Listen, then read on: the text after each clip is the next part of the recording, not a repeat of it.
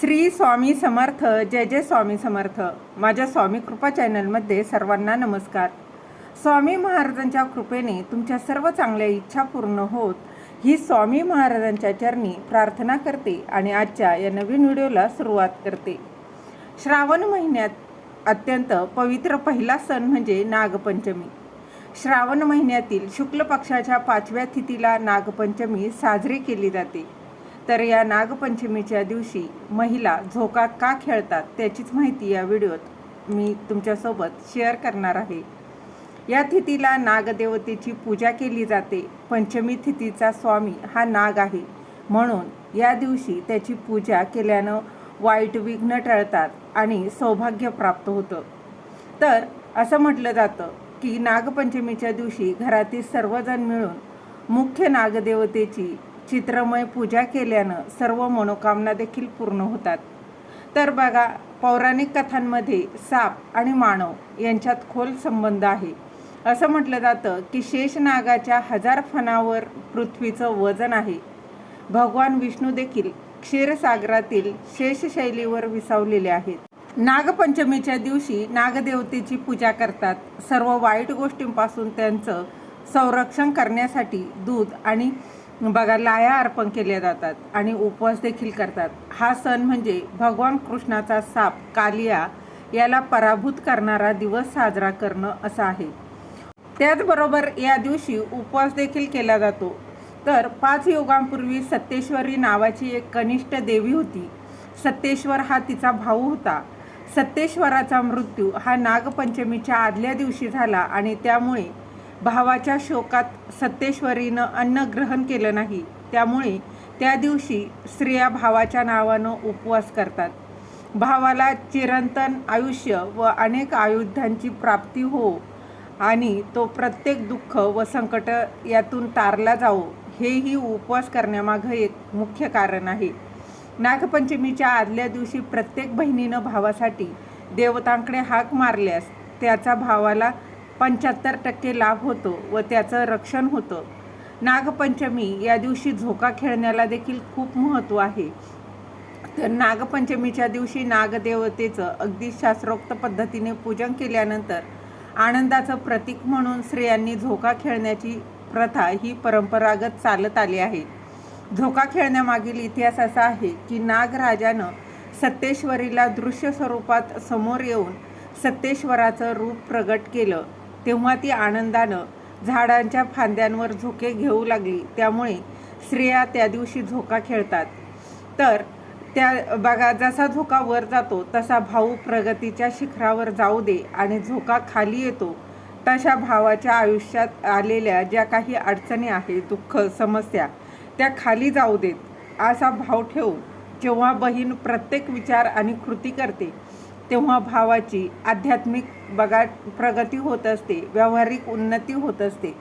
तर नागपंचमीची कथा अशी देखील एक सांगितली जाते की प्राचीन काळी एका शेटजीला 7 मुलं होती. 7ही मुलं विवाहित होती.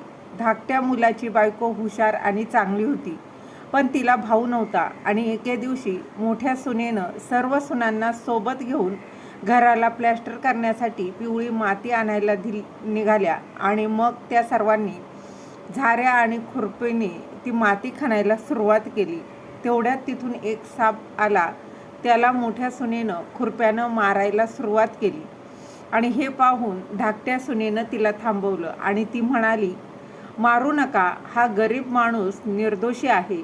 हे ऐकून मोठ्या सुनेनं सापाला मारलं नाही. मग तो साप एका बाजूला गेला.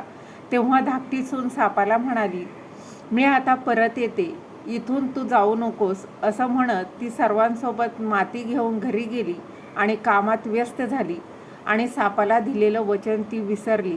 दुसऱ्या दिवशी ती गोष्ट आठवल्यावर ती सर्वांना सोबत घेऊन तिथे पोहोचली आणि त्या ठिकाणी साप बसलेला पाहून ती म्हणाली, नमस्कार सर्पभाऊ. साप म्हणाला, तू मला भाऊ म्हणालीस म्हणून मी तुला सोडतो, नाहीतर खोटं बोलल्यामुळं मी तुला चावा घेतला असता. तेव्हा ती म्हणाली, भाऊ, माझ्याकडून चूक झाली, मी त्याबद्दल माफी मागते. मग साप म्हणाला, ठीक आहे, आजपासून तू माझी बहीण आहेस आणि मी तुझा भाऊ आहे. जे पाहिजे ते माग. तेव्हा ती म्हणाली, भाऊ मला काही नको, तू माझा भाऊ झालास हेच बरं झालं. काही दिवसांनी साप माणसाच्या रूपात तिच्या घरी आला आणि म्हणाला, माझ्या बहिणीला मी घ्यायला आलो आहे. सगळ्यांनी सांगितलं तिला तर भाऊ नाही. त्यावर तो म्हणाला, मी दूरच्या नात्यातला तिचा भाऊ आहे. मी लहानपणीच बाहेर गेलो होतो. त्याच्या आश्वासनावरून घरातील लोकांनी छोट्या सुनेला त्याच्यासोबत पाठवलं आणि त्याने वाटेत बहिणीला सर्व सांगितलं की मी तोच साप आहे, त्यामुळे तू घाबरू नकोस आणि जिथे तुला चालायला अडचण येईल तिथे माझी शेपटी धर. तिनं सांगितल्याप्रमाणे केलं आणि अशा प्रकारे ती त्याच्या घरी पोहोचली. तिथली संपत्ती आणि ऐश्वर्य पाहून ती थक्क झाली. एके दिवशी सापाची आई तिला म्हणाली, मी काही कामासाठी बाहेर जात आहे, तू तुझ्या भावाला थंड दूध दे. तिनं याकडे लक्ष दिलं नाही आणि त्याला गरम दूध प्यायला लावलं. त्यामुळे त्याचं तोंड चांगलंच भाजलं. हे पाहून सापाची आई खूप संतापली, पण सापानं फुंकर मारल्यानंतर ती शांत झाली. तेव्हा साप म्हणाला, बहिणीला आता तिच्या घरी पाठवायला पाहिजे. मग साप आणि त्याच्या वडिलांनी तिला बरंचसं सोनं, चांदी, दागिने, कपडे ते देऊ केले आणि ते देऊन तिला तिच्या सासरच्या घरी नेलं. तिच्याकडचा एवढा पैसा पाहून मोठी सून ईर्षेनं म्हणाली, तुझा भाऊ खूप श्रीमंत आहे, तू त्याच्याकडून आणखी पैसे आण. हे वचन सापानं ऐकलं. तेव्हा त्यानं सर्व सोन्याच्या वस्तू बहिणीला आणून दिल्या. हे बघून मोठी सून म्हणाली, झाडू मारायलाही सोन्याचाच असावा. मग सापानेही सोन्याचा झाडू आणून दिला. सापानं धाकट्या सुनेला हिऱ्या रत्नांचा अप्रतिम असा हार दिला होता. त्या देशाच्या राणीनं त्या हाराची स्तुती ऐकली आणि तिनं राजाला सांगितलं की शेठजीच्या धाकट्या सुनेचा हार मला पाहिजे. राजानं मंत्र्याला तिच्याकडून हार घेऊन लवकर येण्याची आज्ञा दिली. मंत्री शेठजीच्या घरी गेला आणि म्हणाला, राणीने तुमच्या धाकट्या सुनेचा हार घालायला मागितला आहे. तो हार तिच्याकडून घ्या आणि मला द्या. भीतीपोटी शेठजींनी धाकट्या सुनेकडून हार मागितला आणि मंत्र्याला दिला. धाकट्या सुनेला त्याचं खूप वाईट वाटलं. तिनं आपल्या सर्प भावाला याची आठवण करून दिली आणि प्रार्थना केली, हे भाऊ, राणीने तो हार माझ्याकडून हिसकावून घेतला आहे. तू असं काही कर की तो हार तिच्या गळ्यात असताना साफ होईल आणि तिनं तो मला परत केल्यावर त्याचं हिरे रत्नांमध्ये रूपांतर होईल. सापानं नेमकं तेच ऐकलं. राणीने हार घालताच तो नाग झाला आणि हे पाहून राणी जोरात किंचाळली आणि रडू लागली. हे पाहून राजानं शेठला निरोप पाठवला की धाकट्या सुनेला ताबडतोब माझ्याकडे घेऊन या. शेठजी घाबरली. राजा आता माझ्या सुनेला काय करणार? तो स्वतः आपल्या धाकट्या सुनेला राजवाड्याकडे घेऊन गेला. राजानं धाकट्या सुनेला विचारलं, तू काय जादू केली आहेस?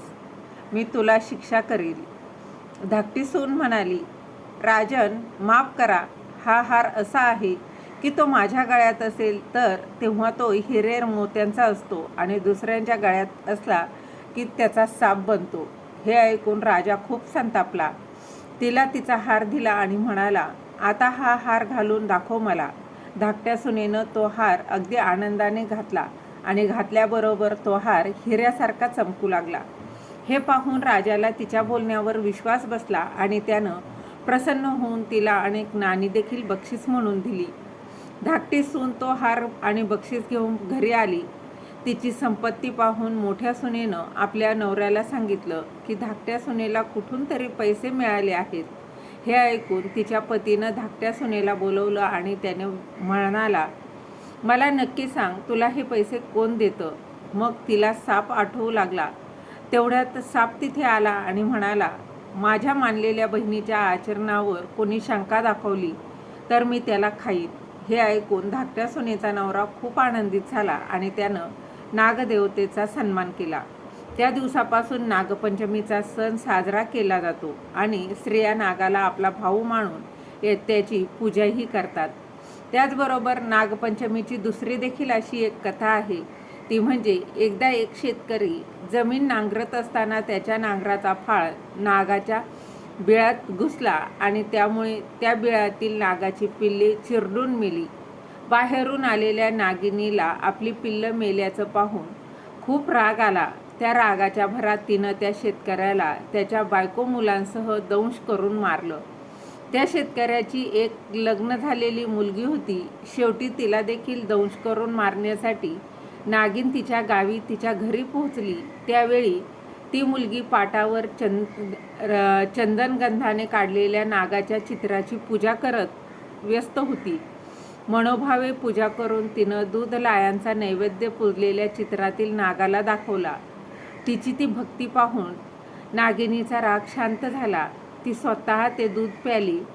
तिनं त्या मुलीवर प्रसन्न होऊन तिच्या आईवडिलांना आणि भावंडांना पुन्हा जिवंत केलं, असं देखील एक कथा सांगितली जाते. झाली सेवा महाराजांच्या चरणी रुजू करते. श्री स्वामी समर्थ.